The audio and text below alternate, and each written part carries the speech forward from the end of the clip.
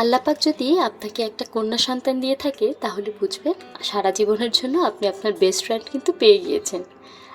আসসালামু আলাইকুম। Home harmony by জারিনে আপনাদের আরও একবার স্বাগতম জানাই। আলহামদুলিল্লাহ, আমি একজন কন্যার মা, আর আমার সমস্ত কাজের সঙ্গী আমার কন্যা।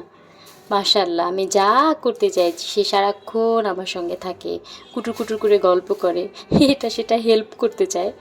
হেল্প মানে ওই অকাজের কাজ আর কি, কিন্তু তার খুব আগ্রহ আমাকে হেল্প করার ব্যাপারে। তো মাঝে মাঝে আমি আর আমার মেয়ে আমরা নিজেদেরকে একটা স্পেশাল ট্রিট দিই।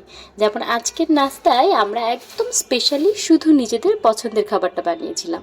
এই নাস্তাটা মাশাআল্লাহ আমার মেয়েও দারুণ পছন্দ করে, আর আমি তো আগে থেকেই পছন্দ করি।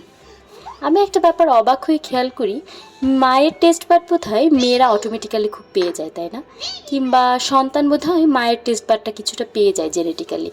মানে আমার মেয়েটা আমার পেটে থাকতে আমি যে ধরনের খাবারগুলো খুব পছন্দ করতাম, বা আগাগোড়াই যে খাবারগুলো আমার ভীষণ পছন্দ, দেখি কি না আমার মেয়েরও সেই খাবারগুলো ভীষণই পছন্দ। এটা অটোমেটিক্যালি হয়ে গেছে, এমন না যে আমার পছন্দের খাবার ওকে বেশি বেশি খাইয়ে আমি পছন্দের বানিয়ে ফেলেছি। তো যাই হোক, আজকে সকালে আমরা মা মেয়েতে ভাবলাম একটা স্পেশাল ব্রেকফাস্ট করব। একদম স্পেশালি নিজেদের জন্য আয়োজন করব, একদম স্পেশালভাবে নিজেরা আনন্দ করব। তো সেজন্য সকাল সকাল ঝটপট বানিয়ে নিয়েছি ফ্রেঞ্চ টোস্ট। এটা আমার মেয়ে যেমন মজা করে খায়, আমিও ভীষণ মজা করে খাই, আর বানানোও যায় ভীষণ ঝটপট। রেসিপি আপনাদের সঙ্গে আর কি শেয়ার করব, রেসিপি দেখার দরকার নেই, আপনারা বরং উপভোগ করুন আমরা মা মেয়েতে মিলে কি মজা করে ব্রেকফাস্টটা এনজয় করছি।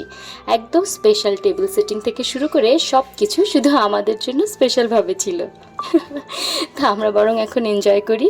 আপনারা সবাই ভালো থাকবেন, আমাদের জন্য দোয়া করবেন। আল্লাহ হাফেজ।